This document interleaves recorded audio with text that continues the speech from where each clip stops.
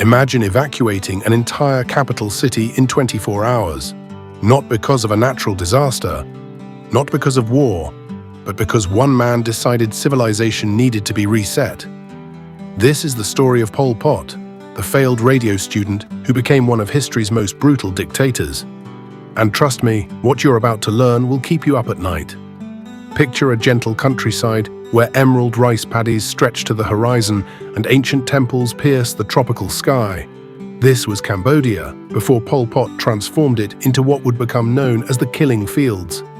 In just 4 years, from 1975 to 1979, this soft-spoken former teacher orchestrated one of history's most radical and lethal social experiments, turning his country into a vast prison camp. The story of Pol Pot begins not with violence, but with privilege. Born Saloth Sar in 1925 to a relatively wealthy farming family, he spent his early years in the royal palace in Phnom Penh, where his cousin was a dance consort to the king. This comfortable beginning makes his later actions even more perplexing. The young man who would become Pol Pot enjoyed a French colonial education, played the violin, and dressed in stylish white linen suits. Nothing in his early life suggested the darkness that would later emerge. In 1949, he received a scholarship to study radio electronics in Paris. It was here, in the City of Light, that the seeds of darkness were planted. While he failed academically, spending more time reading Marx and Lenin than attending classes, he excelled in revolutionary politics. The French Communist Party was then at its height, and young Saloth Sar fell under its spell. But he didn't just absorb communist ideology, he transformed it into something far more extreme. Returning to Cambodia in 1953, he found a country in transition. French colonial rule was ending, and Prince Norodom Sihanouk was attempting to navigate between East and West in the increasingly dangerous waters of the Cold War.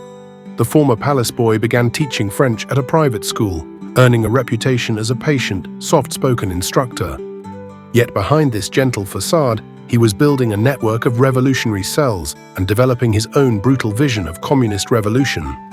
While other communist revolutions targeted class enemies, he envisioned something far more extreme, the complete destruction of modern society and a return to year zero.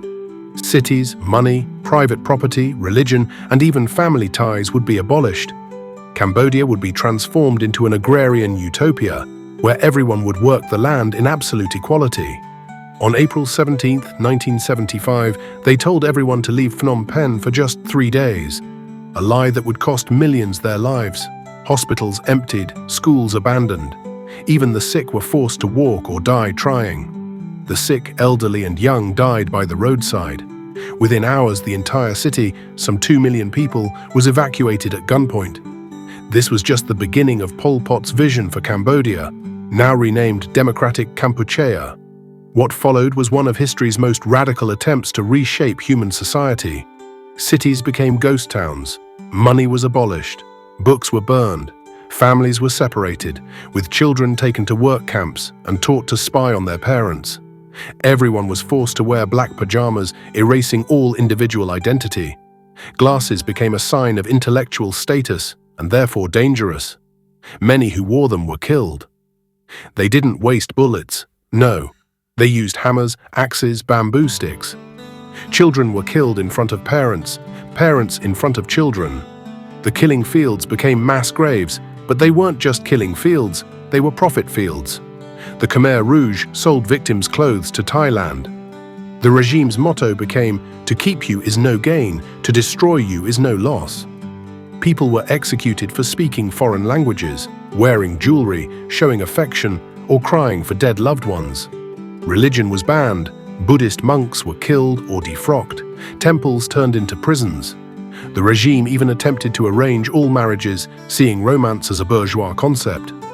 The infamous S21 prison, formerly a high school in Phnom Penh, became the regime's central torture facility. Of the approximately 14,000 people who entered, only 7 survived. Prisoners were forced to write lengthy confessions of imaginary crimes, often implicating others, creating an endless cycle of arrests and executions. The prison's meticulous documentation, including thousands of haunting photographs of victims, would later provide crucial evidence of the regime's crimes. Pol Pot's agricultural revolution proved catastrophic. People were forced to work from dawn to midnight, surviving on thin rice gruel.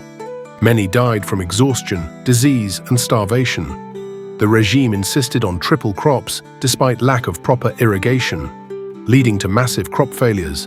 Yet production reports were falsified to match impossible quotas. While people starved, the paranoia of the regime turned inward, leading to constant purges. Revolutionary cadres were accused of being CIA or KGB agents, tortured into confessing elaborate conspiracy theories, and executed. Even loyalty offered no protection. Many of Pol Pot's oldest comrades were killed, their confessions carefully archived at S21. The outside world largely ignored Cambodia's tragedy. Cold War politics and the regime's secretive nature meant few details emerged. Those who escaped were often disbelieved. Their stories seemed too extreme to be true. The end came in January 1979, when Vietnam, tired of border clashes and Khmer Rouge provocations, invaded Cambodia. Pol Pot's forces quickly collapsed, retreating to the Thai border.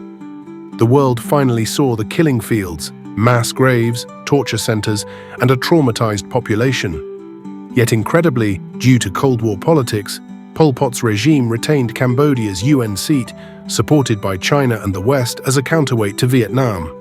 For the next 2 decades, Pol Pot continued to lead a guerrilla movement from the jungle. He gave occasional interviews, showing no remorse and claiming he had done everything for his country. He blamed Vietnam for Cambodia's problems and denied knowledge of mass killings. Even when finally put under house arrest by his own followers in 1997, he maintained his innocence. When Pol Pot died in 1998, reportedly from heart failure, his body was unceremoniously burned on a pile of garbage and old tires. There was no trial, no formal accounting for his crimes. He never faced justice for the estimated 1.7 million people who died during his regime through execution, starvation, or disease. Cambodia today still struggles with Pol Pot's legacy. An entire generation was nearly wiped out: teachers, artists, musicians, writers, monks, and professionals. Family structures were shattered. The country's cultural heritage was devastated. A UN-backed tribunal has convicted only a handful of senior Khmer Rouge leaders, while many former cadres live freely among their victims. Perhaps most chilling is how Pol Pot never fit the stereotype of a brutal dictator. Those who met him described a soft-spoken, courteous man who enjoyed playing with children. He didn't drink, lived simply, and spoke gently about his vision for society. This disconnect between his manner and his actions makes him even more terrifying, evil wearing the face of reasonable determination.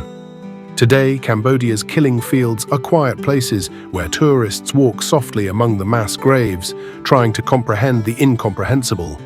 Glass cases full of skulls stand as mute testimony to ideological madness.